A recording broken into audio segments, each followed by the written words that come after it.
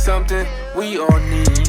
Gotta have it now if you wanna succeed. Striving, surviving, that's no doubt. Sticking together, we gon' find a way out. To all you young people, give it your all. To all you young people, give it your all. To all you young people, give it your all. To all you young people, give it your all.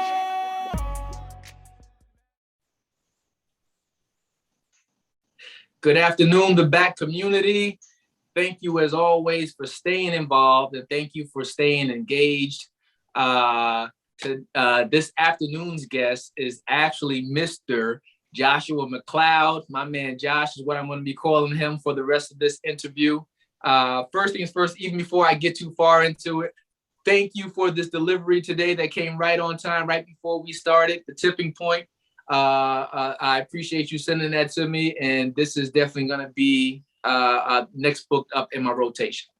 No doubt, no doubt. Thank you for having me, man, and I hope you enjoy that for real. Yeah. I've heard none but good things about the tipping point, and I will definitely let you know as I doggy up that book. It's going to have a whole bunch of markings all over it. But anywho, okay. Today's interviewee is going to be Josh, and the way I like to start these interviews off, Mr. McCloud, is to one, give you the opportunity to tell the BAC community more about you. I'm still learning about you, as we were talking about offline, man. It's like, so I know that you've always been a positive person. You've always been a dynamic force, but I think it's very important to highlight you and what it is that you do. You grew up in the same areas as me, might not be from there originally, as I just learned. But like I said, man, seeing individuals that look like you and I come from where we come from is very important. So I can't wait to dive into your story. Sorry for the long introduction, but Josh, thank you for giving me the opportunity to tell your story today. Thanks for being on the BAC community. No doubt. Thank you. I appreciate you having me here and putting this platform. I've been watching you for a while. I think that what you do is incredibly valuable, not only to Albany, but to anybody else that's trying to find inspiration. So I appreciate you having me. Oh, man, thank you. And I'm glad you just mentioned that. Thank you for that, because a lot of our audience actually is outside of the Capital District area, which is great, which just lets us know that, our stories that we experience in the Capital District area is not limited to just the Capital District area. So for those who actually choose to tune in, you'll learn, somebody else's journey to become or to get to where they are right now. And we have a lot more in common than what separates us. So I'm glad you just. But yeah. Well, listen, man, I can't wait to get all up into your story. I see you got the Black Men Build a t-shirt on right there. I'm coming back to that, but that's not where I'm going to start in that today. Today, Josh, I know who you are. I want to give you the opportunity to tell the BAC community more about you. So my first question for you is, what kind of work do you do? And then after that, I'll give you my second question. So here's your opportunity to tell us more about you, sir. No doubt. So I'm in supply chain logistics consulting.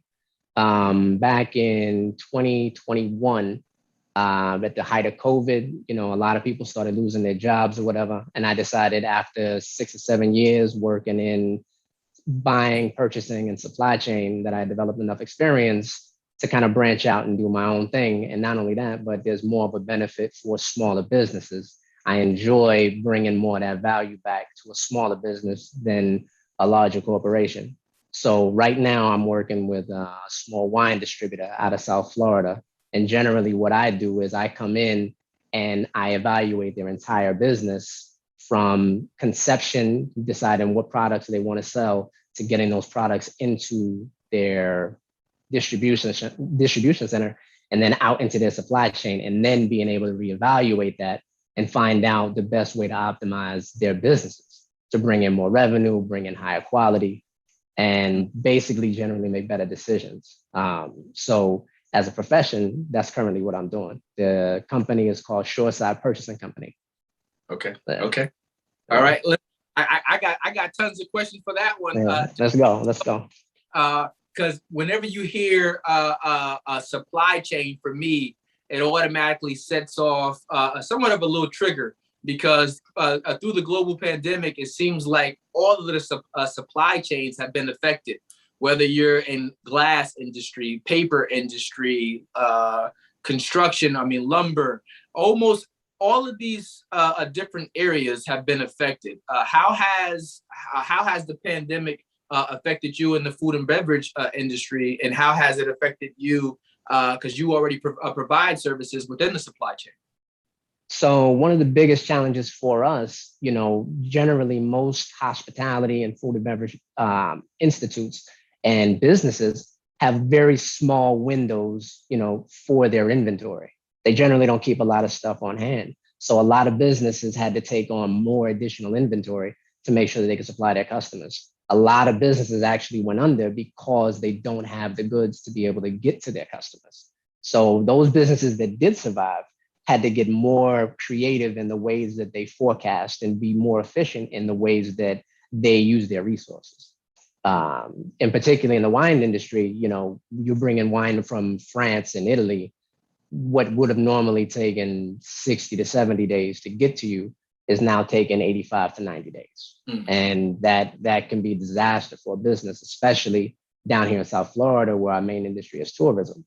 You don't have the luxury, like you have a wedding tonight. You can't wait 2.5 weeks for your wine to get here. You know what I mean? So it required a lot of evolution from a lot of businesses in order to make it through. Yeah. Like I said, because as soon as I hear supply chain, I just think about how everything has been disrupted. Absolutely. And so to hear that how that experience has also affected you in your industry, I definitely wanted to pick your brain on it because it affects everything, man. We wanted to do some additional renovations on our house up there in Albany that we actually put off because construction and lumber costs are out of this world. So your overall cost for the people you're going to be doing the work is going to be higher. So the supply chain is always affected. But especially for you, imagine if I am a liquor connoisseur because I drink, or wine in your case, but imagine if I'm coming to your establishment and you guys don't have it. Not only do you not have it that time, but you don't have it when I come back in a week or in 2 weeks. That's a customer gone, because I'm like, listen, my taste for what I'm drinking hasn't gone away. You just can't give it right now. So I can imagine it's affected a lot of businesses throughout this global pandemic and that we're still in. Even especially the beverage industry, because there's an inverse relationship between when things get bad and people drink more alcohol. So, you have wine distributors and liquor distributors that are being, their demand has gone through the roof, so it becomes very difficult to supply that demand. But on the other side, going back to your point about the supply chain, the inability to get stuff from overseas has created a lot of opportunities domestically for people to produce locally. You know what I mean? You see at Target, the big crush on things like soaps, shampoos, deodorants, things like that has created an opportunity for small creatives and small manufacturers and small homegrown local people to start doing their business. Like I've seen a couple of your interviewees that started their business during that time. They benefited directly from those supply chains. So you have benefits, and then you have, pros and cons both ways. And once again, I like that you said that too, because the pandemic hasn't been all bad, right? If it's all about your creativity, how you adjust to the times, and whether or not if you make the necessary adjustments. There's one thing that's common for all of us, and that is change. Now, whether or not just with the changes or not could be the success or failure of your business, could be the success and failure of whatever it is. But you gotta change with the times. And if you don't, like I said, you can be very easily left behind. Something that you had just said just made me think about how I think it was working for, for smaller businesses, it's giving an opportunity for others to be able to step in, because the supply chain is blocked up, so you might not be able to get inventory for all these other places. But like I said, so that's one of the other positives that have come up if you are prepared. So I like to tell everybody, is stay ready, so you don't got to get ready. So if the opportunity presents itself, you're ready to take a full advantage of it. And a lot of people have been devastated because they didn't have the infrastructure in place. But okay. That makes me feel good now. That makes me feel good. Actually do. So Yeah. yeah. Okay. All right. That's going to lead me to question number 2. What kind of passion projects are you involved in or working on? I know earlier I said I was going to be coming back to that shirt that you have on, and Black Men Build is very intriguing. So please do tell me more about Black Men Build, how you got involved with Black Men Build, and what's the mission, what's the goal? No, for sure. So, a few years ago, right after COVID, you had the George Floyd uprisings, and everybody started to feel, you had one of two choices. You could either try to get involved and make things better, or you could shy away and try to avoid things. And for a while, I had already been feeling like I needed to give back to my community. I had been, most people that know me, I've always kind of been involved in something, whether it was SAREP as a kid, the museum squad in Albany. I always try to get involved where I can help. And I heard a brother speak down here in South Florida about what his initiative was. It was Roots Black House down here. It was a small little incubator for small Black businesses. And through him, I wound up getting connected with Black Men Build. So Black Men Build was an organization that was born out of those uprisings. There were a bunch of activists throughout the country that recognized that as Black men, we had a very unique experience. And in order to make the best of that experience and be better for our communities, we had to really take a look inwards. A lot of conversations we're not involved in. A lot of political discussions we're not involved in. A lot of what goes on in our community, as individuals, we may have a say, but as a group, we're generally not involved in that conversation. So Black Men Build came in to handle both an internal redevelopment and also an external redevelopment of us as Black men. Black Men Build primarily operates through hubs throughout the country. We're in St. Louis, we're in Atlanta, DC, New York, Milwaukee, St. Louis, and we got a couple of other places. But it focuses, and the primary focus has been to build us into better men, to be better for ourselves and also for our community. One of the ways that, I've been drawn into it, one of the things that we do is it hosts a men's circle. And it's something that I had never been a part of, you know what I mean? And the men's circle is a safe space, if you will, for Black men across the entire spectrum of our expressions, regardless of whether or not you're from the streets or whether you're in college, whether you're educated, whether you're uneducated, whether you're cisgendered, or whether you have another preference. All of us come together in this space to examine ourselves as men and begin to challenge and question the things that we've internalized. A lot of issues that we're dealing with come from inherited trauma or poor response management. So we come together to try to evaluate that, because in order for you to be better for your family and for your community, you need to understand yourself. So, yeah, so like I said, the one portion is us building ourselves as better men. The second is trying to figure out what the needs are in our community. Black Men Build it's a local political organization, but it's built around the needs of the community in which it exists. So you may have seen on my Instagram, we're out working with the Smile Trust, giving food and clothing to the houseless. We've got a new free clinic that's going to open up on the 26th to serve the community in Liberty City. We got assorted classes with brothers that have skills, you know, you're giving those skills out to other people. We've got brothers that are really good at talking. We got brothers that play chess. We got brothers that understand media and crypto. And you're giving those skills out to try to build your community and make us able to operate in these spaces where we haven't really been able to be successful. So we're kind of building on each other.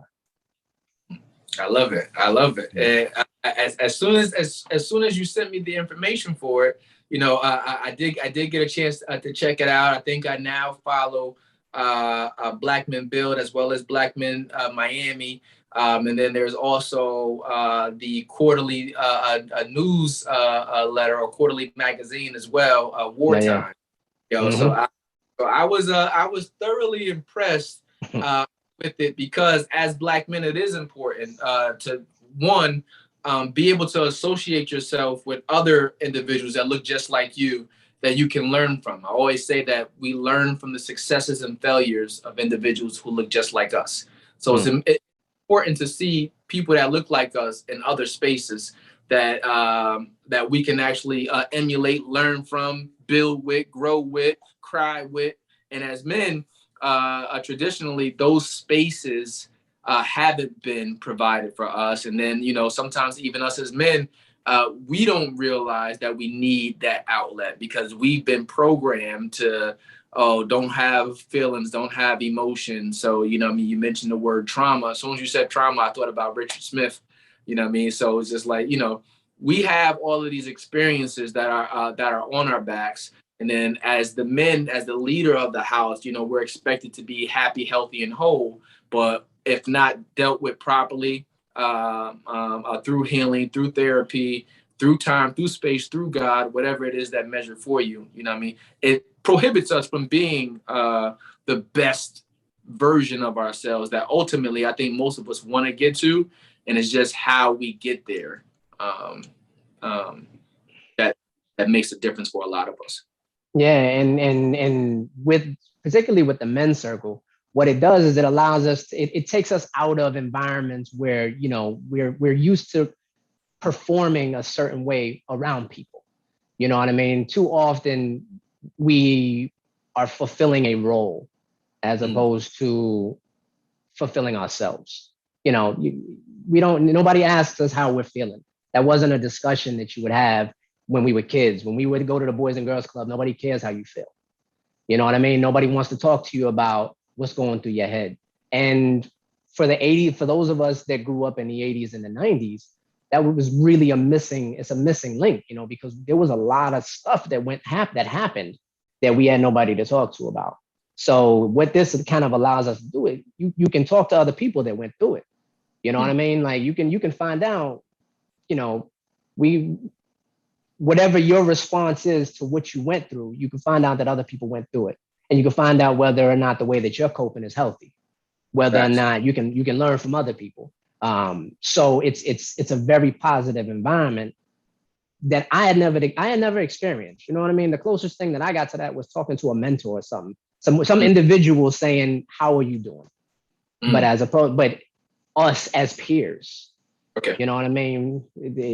I never experienced it. It puts me in the mindset of what me, Scooby, Malcolm, and Antoine and them were doing with the model program years ago.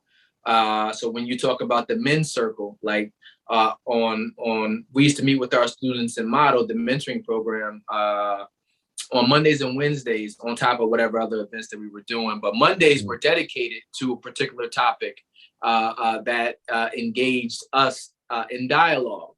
And we would have open conversations, whether it's relationships, you know what I mean, whether it's a professional. But it was important for these young men that were 12 to 18-year-olds to be able to, one, converse among each other as peers, but to also see men that look like them, explain to them their journeys, their struggles. And I think there's a lot of power in it. And I wish that more of us would take more of an opportunity to actually get involved in those spaces and those conversations.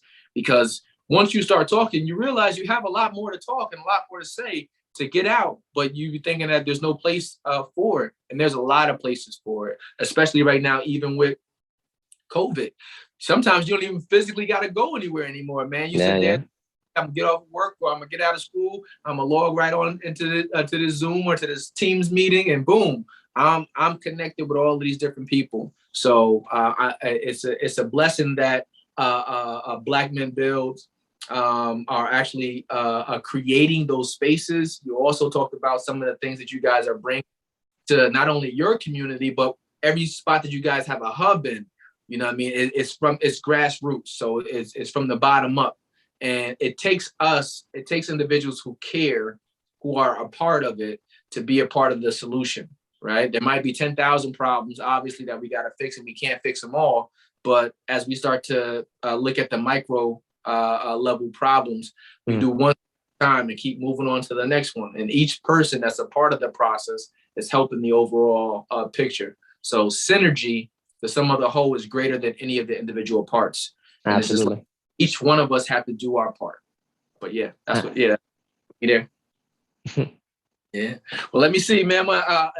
You know, I like to ask these questions to my interviewees as well. But what was life like for you growing up in the Capital District area? I think you might have alluded to offline that you from Oakland originally. I never knew that. Yeah, so I was born in Oakland. You know, my mother and my father met over in Oakland. Nice. You know, I was born and then they wound up making their way back to Albany because my mother was originally born. Her family is from Albany. They've been there for like 2 or 3 generations. So yeah, I was born in Oakland, but I was raised in North Albany projects. We got there 80, 86. Before that, I was living on Clinton Ave, and I was raised in North Albany. It was a mix, you know what I mean? Some of the happiest memories I've ever had in my life, like things that have defined who I am as a person now, like my love for outdoors, I discovered back in North Albany. But at the same time, you know, the 80s and 90s were a very tough time in Albany. And, you know, a lot of that stuff carries its way through, and you had to adjust. You had to learn how to deal with those things.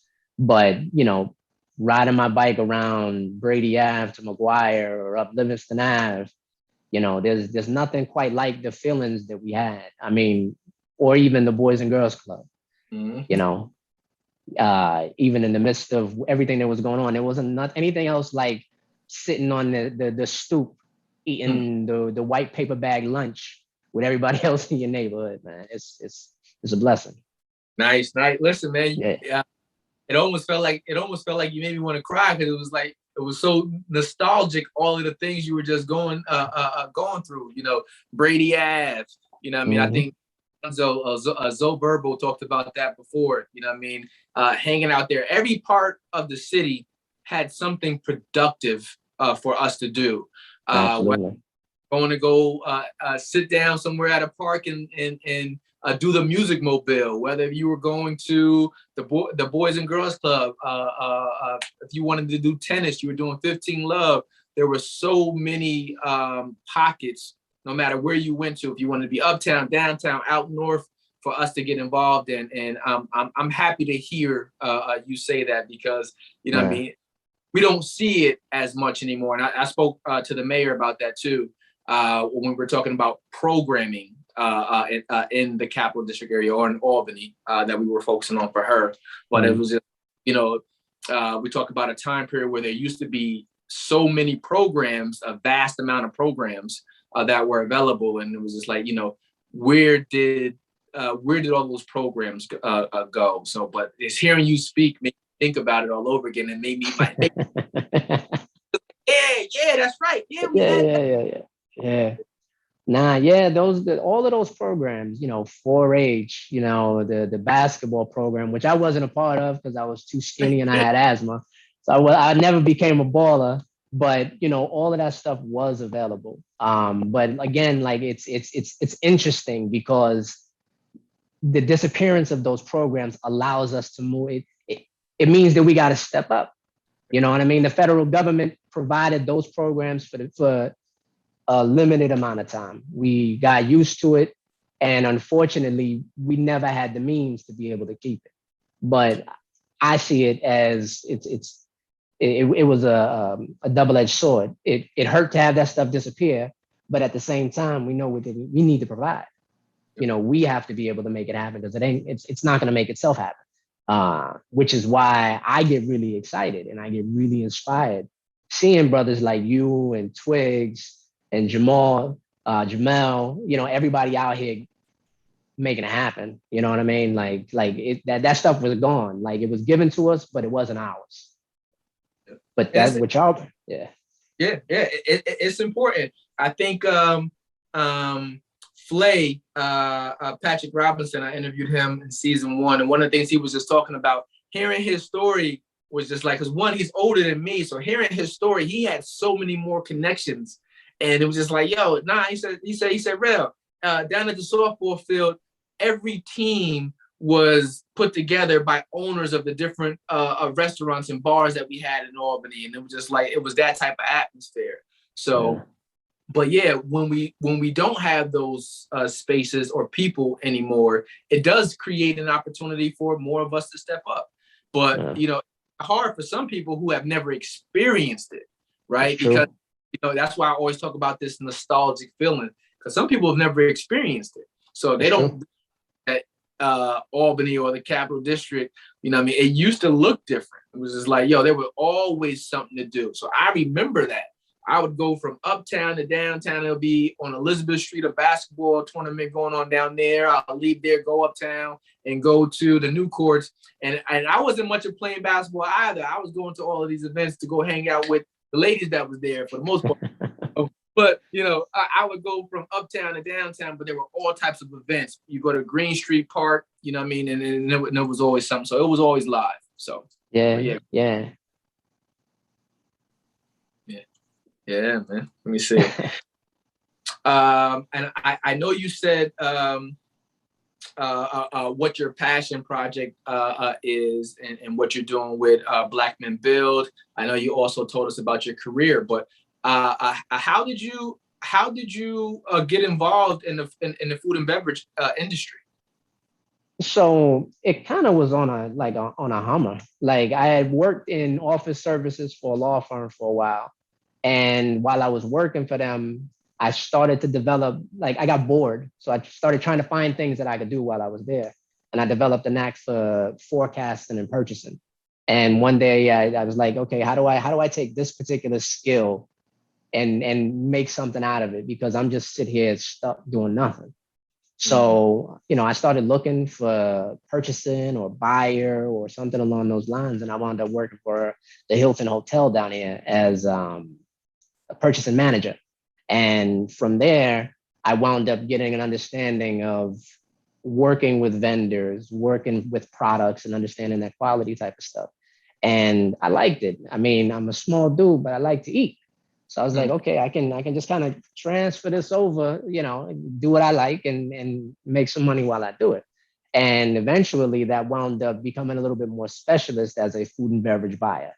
So I wound up working with various companies, managing their relationships with meat suppliers or bread and dry goods or candies or Coca-Cola or whatever, all of these different products. And I just wound up enjoying that particular niche. And now I'm in wine. So that's a whole nother thing.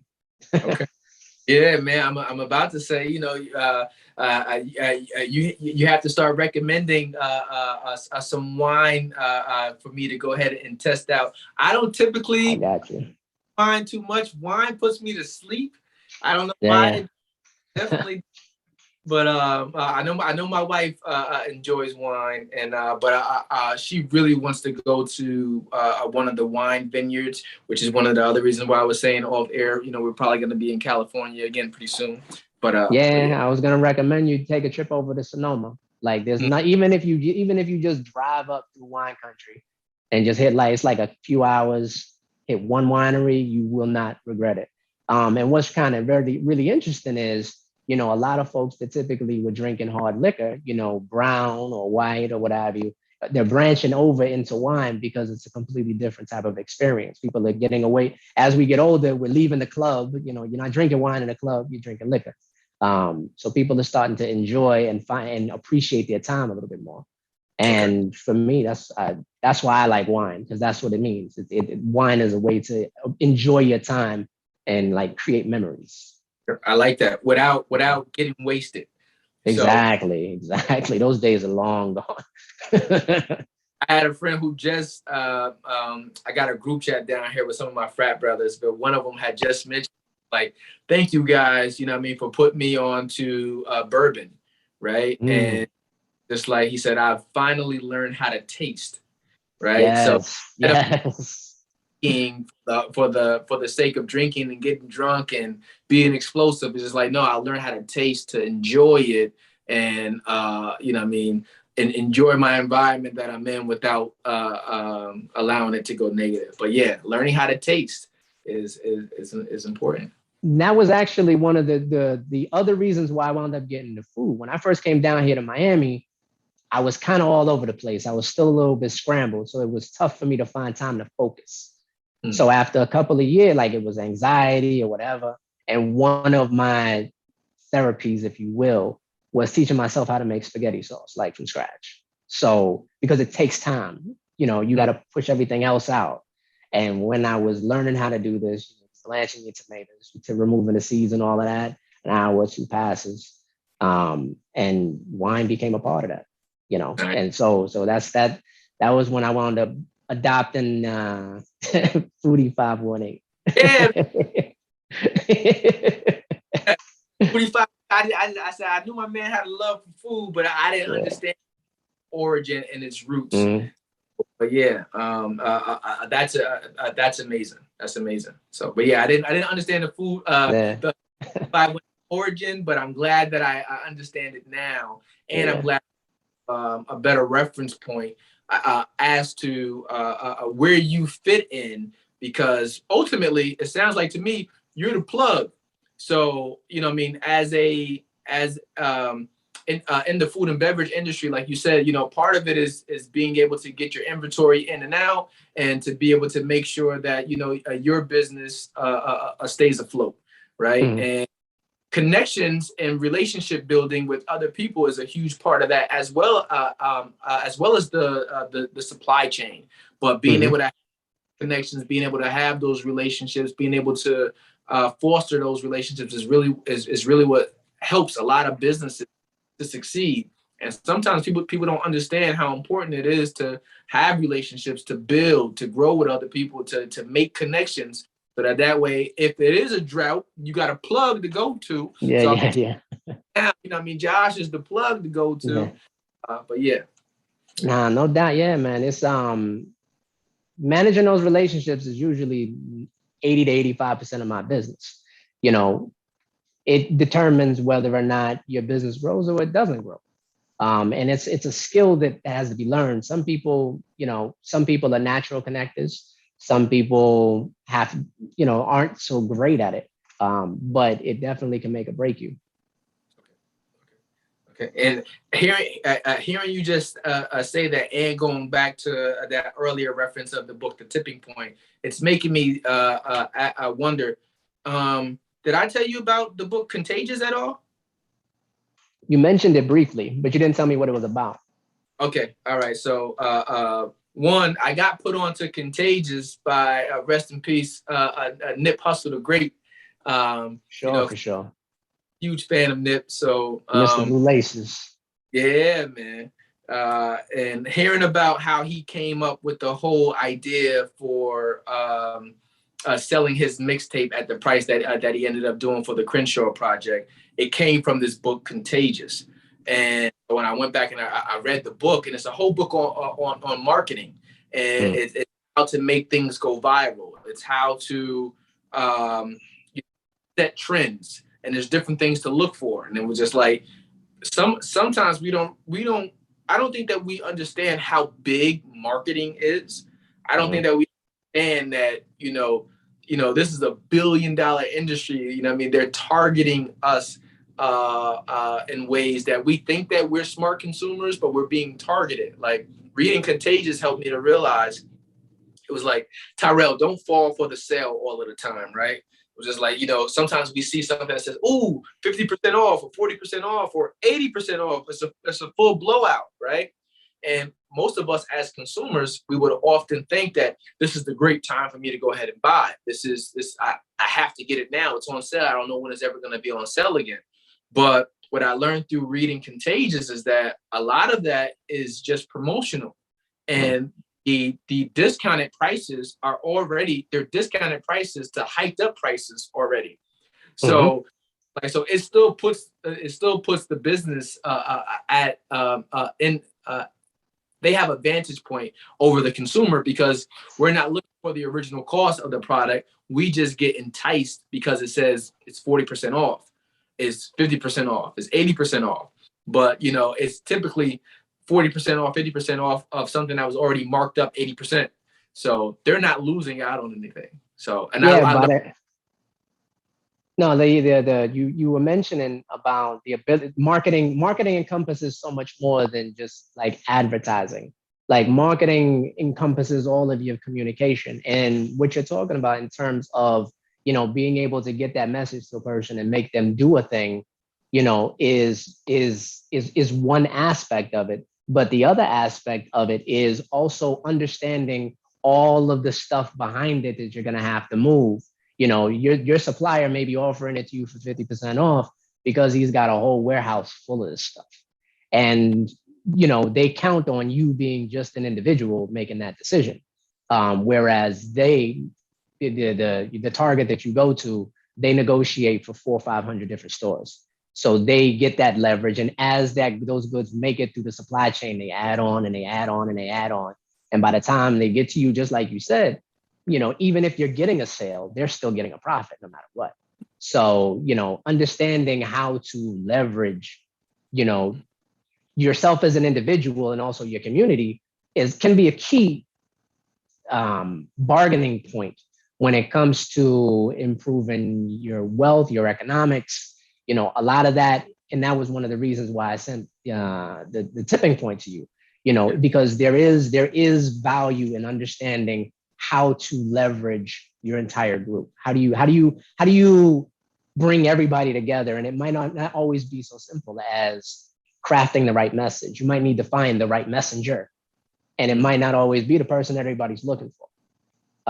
Sometimes those people that make things go viral they don't care about making it go viral. They just are obsessed with a particular thing, and other people pay attention to what they're doing. So understanding the community that you're in is really, really essential. And when it comes to a marketing standpoint, making sure the consumer doesn't understand that is in the business's best interest.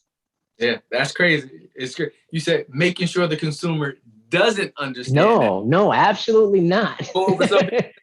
Yeah, no. We don't want you to know any of those things. Yeah, because I think after watching that book, it has forever changed the way that I purchase things. So Dave Ramsey always says, he says give it the 24 hours, the 24 to 48 hour rule. He says we are such emotional purchasers or buyers. Never make anything over $300. He was like, never just buy it on the spot because you see it, right? He said, 24 hours to 48 hours and then come back to it. Don't be worried about whether or not you're going to miss out on the sale, because you don't want to end up with buyer's remorse. So he's just like, in terms of just making emotional or irrational decisions about our purchasing, I have now learned to be a better consumer. I've learned to shop around. I've learned to negotiate. I used to have horrible negotiating skills. So, but those things matter. Now, you'd be surprised how much goes into, you talk about it being emotional. That's why they play certain types of music when you go into certain types of stores. When you get on a cruise, when you smell that fragrance wafting to you around the casino, they chose that specifically to make you feel a certain way when you walk in there. Every aspect of in controlled environments like that is fine-tuned, workshopped, reevaluated over and over again to make sure that you're feeling all of the emotions that they want you to feel to be able to make that decision. And like I like to tell people, all about these little details because it was mind blowing to me to find out how much actually goes in to making sure you get to the right place, from, the way that they place things within a store to make sure that you're walking in a particular way. It gets deep. It gets real deep. Yeah, man. Let me see. One of the things I actually want to go back to, especially surrounded around Black Men Build, is because gun violence is something that's near and dear to my heart. So it's a question that I always like to bring up. And in this regards, as it pertains to our hometown, the city of Albany, or the Capital District area. But as you know, living in Miami and myself living down here in the DC metro area, it's something that extends way further than that. But my next question for you, Josh, is how have you been affected by gun violence? Well, actually, I had a childhood friend that was killed in a breaking and entering. And not only that, but, as we were coming up in high school, things changed immediately. Once the mid 90s to late 90s started coming around, it started becoming more difficult to move around the city out of fear. You know what I mean? You can't go and see certain people. You can't have certain discussions. You can't be around certain people because things could go left. For me personally, it's a challenge. It's a very, very big challenge. But I think a lot of it comes from our inability to kind of control the reality that we're in. You know what I mean? For all intents and purposes, we were living in a fishbowl in Albany. You can't get out. Like your world is very small. Like the only thing that you know is the person that's in front of you. The only thing that you feel is the last thing that you felt, the last anger you felt. It's not a full holistic type of experience. And I kind of learned that when I left Albany and came back. I was gone for quite a few years, and I came back with a different set of eyes. And I started to see that environment is unhealthy. Yep. So when you see these people, when you see these kids acting out, when you see these deaths, there's a rush to want to blame the individual. But, a lot of people are dealing with mental health issues. A lot of people are dealing with an inability to manage their own emotions because you're not supposed to have them. You got to put them away. So they exhibit themselves in explosive ways. So like what you were doing with Model, bringing people together to talk, I think that goes a long way. I can only imagine how many people benefited from not having conflicts because you brought these people together. Yeah. But it's a sore spot for me because it makes our entire environment uncomfortable. I agree. I agree. I agree. Down here in Miami, you've got, you have, it goes along all over the country. You have gentrification going all over the country where people are being moved from place to place. And you're being moved into an area where you don't know people, and it causes natural conflict because you don't know people and you're not comfortable with them. And you may have had a problem before, but now you're in their neighborhood. It's a very volatile situation. I agree. And I think that it has worsened as a result of the pandemic. Because everyone is on edge. A lot of people are in the house. I also think that, from some of the things and some of the people I know, that a lot of the money that came in through stimulus money and what it was used for, and there's been a lot of gun purchasing, right? And just last week alone, I might have had like 3 different conversations just about Albany alone. And I want to say it was like different people getting picked up that had like 7, 8 guns at a time. I think there was an article last week that I read, and it was just like, it was 6 or 7 different people mentioned in this one article that they had picked up with guns. So it was just like, it's a global pandemic. It's a global gun violence is a global problem. It's a national problem. It's the worst for us here in the United States than any other place around the world, but it's a safety issue. It makes you want to go to certain areas. It makes your inability to think outside of that immediate danger zone, right? Just like took you to get outside of Albany to realize that there was other ways of handling things and seeing things, right? Same thing for me. When I got outside of Albany, I just realized that I wasn't only limited to Lex or Judson or, you know what I mean? It was just like, or Swan Street, you know, it's a whole nother world out here, right? Yeah, so for sure. Charlotte, and it was just like, oh, okay. So then you come back with fresher eyes, and you want to invite everyone else on the experience with you, because you know that once you turn on their light bulb, once you expose something else, now you know that it's a possibility, not just in a book. It's someone you know. Like, I know Josh. You know what I mean? Josh did this, right? I know Rel. Rel did this, right? And it's just like, you know, it helps to make it more of a accessible reality when you start to see people that look like you that are have navigated their way out of there. Yeah. So me personally, I'm kind of mixed. You know, when it comes to, I have very strong opinions about violence in our communities, but on the other hand, full disclosure, I'm a gun owner. Like, I believe in the right to bear arms, and I believe that there's a misunderstanding within our community about this. You know what I mean? I think that's one of the reasons why, you know, you got people that go out and get 15 guns and then they bring them back and then they wind up selling them because they don't have money. And now we all have a problem. You know what I mean? So I think that there's an education gap when it comes to firearms, and also how our community historically relates to them. Yes. I think there's a much bigger discussion about why there are so many firearms that are available to get into the wrong hands, to people that are irresponsible, to people that have their own interests in heart, but they don't necessarily have their neighbor's interests in heart. Like, there's a very big discussion to be had around that. And you know, it's much too long for this conversation. But I'm glad you said it, because there's nothing wrong with gun ownership. You know what I mean? So I'm glad that you said that. I'm glad that you are an advocate for it. Most of my friends own guns legally, right? Yeah. So, like, you know, I choose to stay away from it myself because of my history with it. You know, I don't need anything that I might be able to use. So, you know, everyone's got to know themselves. But I'm glad, right? And it's like, because it's very important for people to know that, yes, it's one of the your constitutional rights, right? And you should be.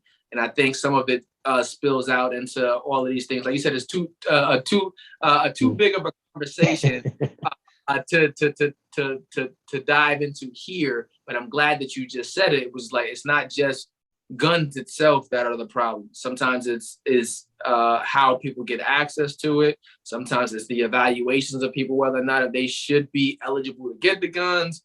But it is a problem for most of our communities, and it affects us greatly, which is why it's a conversation dear to my heart, because absolutely, I want our communities to thrive. I want us to be able to have ownership rights to have whatever the hell you want to.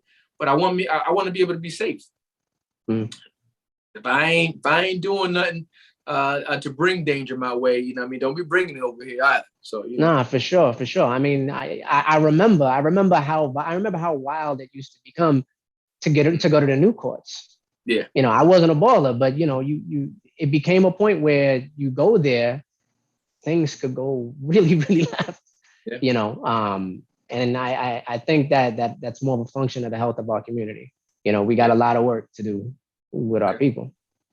And that's what we're doing. That's what you're doing with Black Men Build, which is one of the other dope pieces about your story, is that oftentimes we'll hear of people who are doing well. We'll hear of people who might have left a particular area. In our case, we'll say Albany, and they're disconnected from the community. They're disconnected from giving back.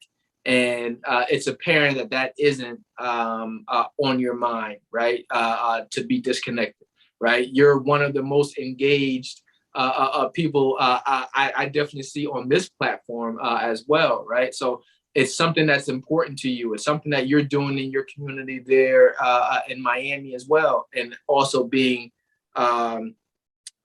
interconnected with all your other hubs. So it's important for us to stay involved. It's important for us to stay engaged, as I like to say when I open all of my interviews, because we are going to be the change that we seek, right? We can't keep waiting for everybody else to go ahead and do it. There are issues that are in our community, and it's going to take Black, brown individuals to be a part of those conversations, to be a part of those dialogues, to bring about the changes. And it made me think about, I know the Super Bowl just passed.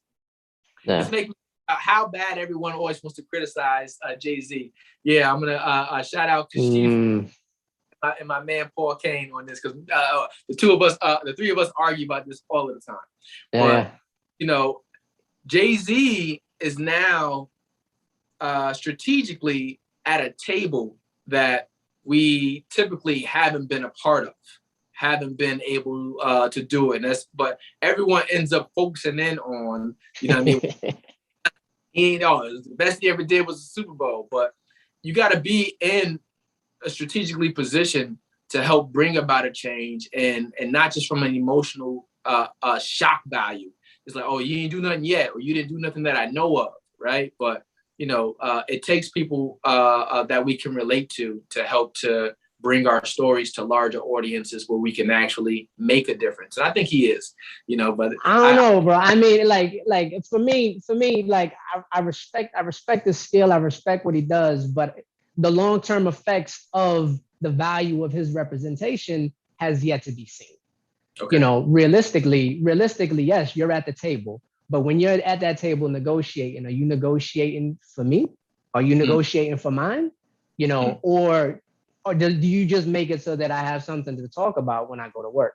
I mean, if he's at that table and he is making that change, I mean, there is reason to believe that is the case. I can make an argument against, but like I said, time will tell.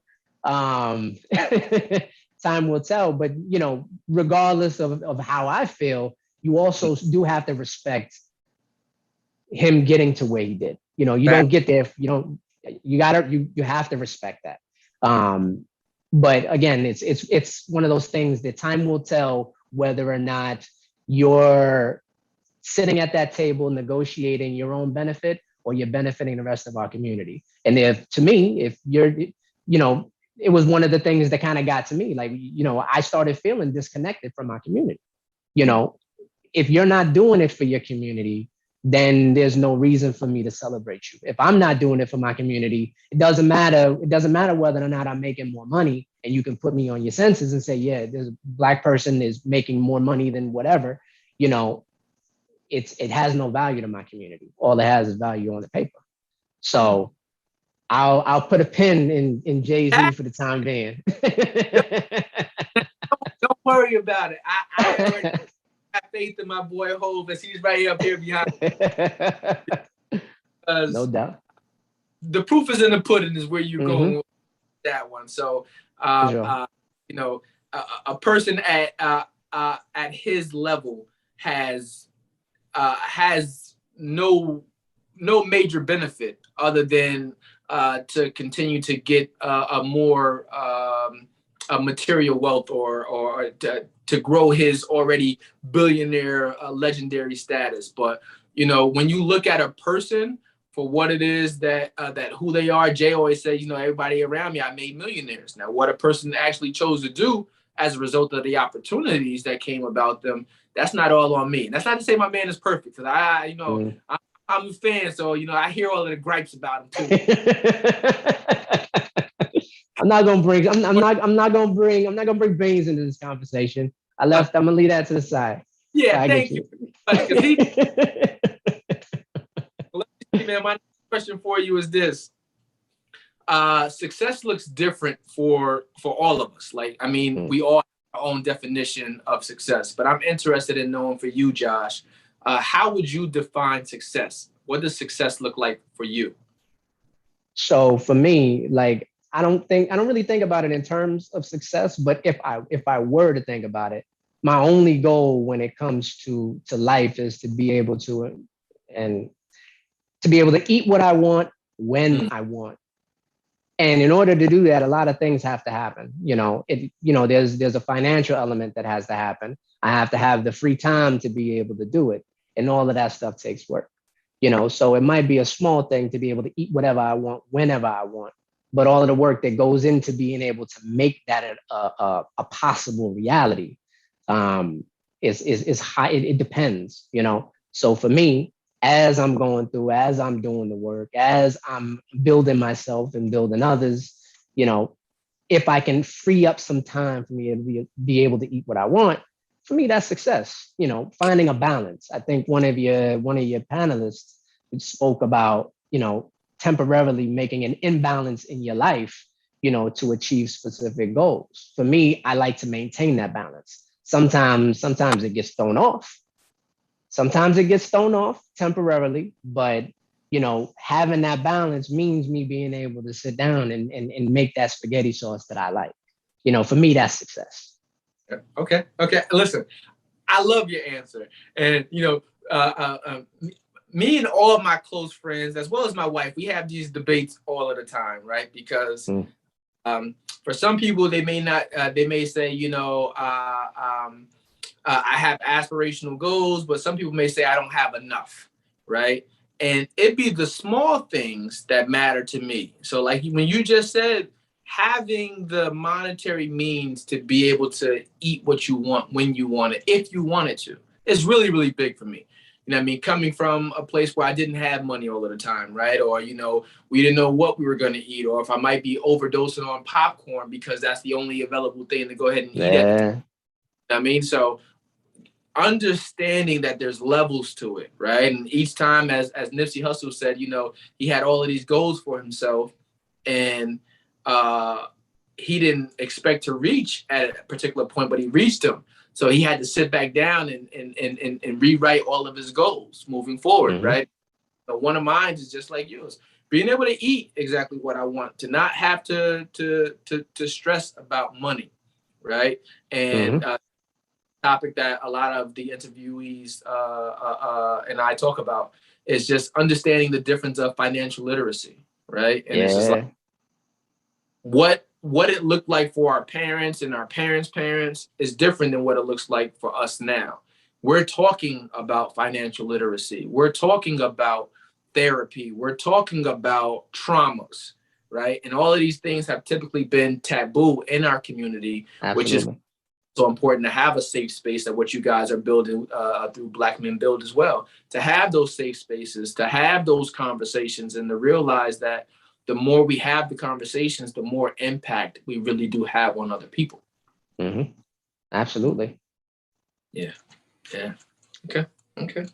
And I'm not going to ask you that question because, I'm not going to ask you that question. Next question about finding a balance, but shout out to Philemon Thomas from Philemon Speaks for giving that answer before. He asked and answered. Let me see. Thinking about your younger self, thinking about the version of you, Josh, what is something that, knowing what you know now, you wish someone would have told the younger Josh? Some things take time. Some things you can't change. Some things you just got to wait out. Everything has a season. Sometimes it's the season for you to go through those things. And it doesn't matter how hard you try, it doesn't matter how hard you pray, it ain't gonna go. It goes when it's time for you to go. So if I were to tell myself, my younger self, it's patience, because not having patience and hoping and praying and pushing to get things that are realistically impossible at the time, it adds stress that you don't need, that you could be using. You could be using your time to do something else. So for me, it would definitely be take your time. Okay. Yeah, it makes me think about Ecclesiastes. It's one of my favorite passages in the Bible. But there's a season for everything. A season for love, a season for healing, a season for growing, a season for reaping. It's a season for everything. And you can't skip those seasons. No, right? No, you can't. You can't skip them. You got to take the good with the good and the bad with the bad. And I think it's all character development. So I love what you said, because so many people see like the end result of where a person is at, but you might not appreciate the journey along the way, the ups, the ebbs, the ups and downs of what the person had to go through to get to where they are right now. But that's all part of the journey, and you can't skip it. You gotta embrace and accept the death. You have to accept the losses. You gotta accept the wins. You gotta accept all of these different things, and you have a greater appreciation. Yeah, I like that. You have a greater appreciation. Yeah, absolutely. Like, I wind up talking to people, like a lot of people see the things that I do when I'm outdoors, I'm exuberant, for me and for you and probably a lot of people, we had to essentially grow up before we were supposed to. We couldn't necessarily have the childhood that the people that we encounter today had. So for me, I'm joyous in everything that I do because I couldn't do it then, So even if you don't get a chance to take that season then, there's also a time to nurture your own growth. If you don't get the chance to do it then, you take time to do it later on. That way you become more whole. It's a balancing act. Okay. Well, listen, man, I think I'm gonna my final question. I might ask you one more. Let me say that. Okay. But I can't let you go without asking you this. This was my favorite question from season 1 that I brought back into season 2 as well. What is your favorite place to visit in the Capital District area, and why? So my favorite place in the Capital District doesn't exist anymore. So it doesn't exist anymore. So, No. And so there was a hill. So in North Albany projects, it was on a hill. And as you would go up the hill, it was very steep leading up into Livingston. And there was a place where you could sit on the 3rd level. You could sit on that hill and you can look out over the Hudson Valley, over into Troy and Rensselaer. And on a really clear night, you could see all the stars or whatever. So that was my favorite place, like, in the world. But when they came and, tore down the projects, it disappeared. So number 2, I guess, would be Tivoli Lakes. Tivoli Lakes, okay. Have you been back to it since they've actually did? I have. It's not home. It's not the same, man. Like, it's like the Brady Bunch to me. Like, it's not what I remember. I went back looking specifically for that hill, bro. Yeah, it is not what you remember. But for me, that's because it has quickly become probably my favorite hangout spot because one is right my house there. So I can walk outside and go right down the street. And now they named it after my mentor who passed away. So shout out to brother Yusef Burgess. But I remember going through Tivoli Lakes, Patroon Creek, whatever you want to call it, back then. But to see it now and to see I haven't seen it. It's leaps and bounds. It's just like the experience is so nice. And you can also, because it's so developed now, the pathways are developed, the places you can sit down next to the water are developed, that you really do get a chance to see people that come from out of the community just to go there. Park. It's considered the 2nd largest outdoor urban park in all of New York State. Oh, wow. Yeah. So I'm gonna have to touch that when I go back. I think I'm gonna head up to Albany in March, and it's gonna be a little cold, but I'm gonna have to check that out for sure. Okay. All right. Let me see. And my last question for you before I let you go. I know you're a busy man, so thank you for giving me your time. Well, my last question, I'm gonna let you go. Josh, what about your life's path are you most proud of? That's a tough question. I'm most proud of my ability to laugh. We all go through a whole bunch of stuff. Being Black men, coming from where we come from, it's very easy to lose the ability to connect with others. It's very easy to lose sight of what brings you joy, what brings you happiness.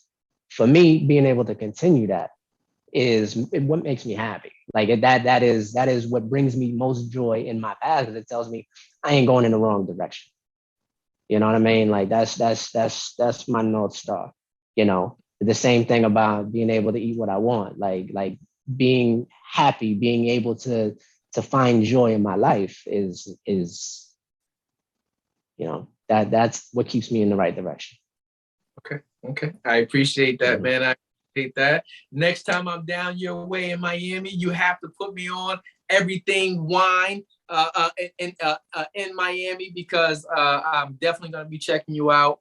Bro, I'm really excited to hear about one that you do as your profession, but I'm equally inspired and happy to see that you're a part of Black Men Build, because I didn't know about the organization and its existence until you actually put me on it. And I think that we need more spaces just like that. And it allows us to grow as a community. It allows us to heal as a community and provide our own resources as a community. Absolutely. Shout out to you guys and those brothers throughout the nation, because I know you guys got hubs all over the place and the work that you're doing. But I really wanted to say salute to you guys. For sure. No, definitely. Thank you. You know, I appreciate you having me on, man. I've been watching what you're doing for a while. Again, I can't stress enough how inspirational it is to watch brothers like you being able to give back and create that footprint that somebody else can follow. Like there ain't a lot of people that can do it. There ain't a lot of people built to be able to do it. So to see you being able to step up into that, it's amazing, man. So, you know, shout outs to you for sure. Thank you very much, man. I truly appreciate it. And I won't let you go. I won't hold you any longer. The back community, let's thank Josh McCloud. Josh, thank you very much for giving me your time. I can't wait to get your story out to the people, bro. Continue to do great things. I wish you nothing but continued success, man. But I'll catch up with you later. Yeah. Thank you, brother. My boy. Peace. Boy. Keep climbing up the ladder. A Black Lives Matter. It matter. So all you young people, give it all. So all you young people, give it all. So all you young people, give it all. So all you young people, give it all. Matter. A Black Lives Matter. They matter. A Black Lives Matter.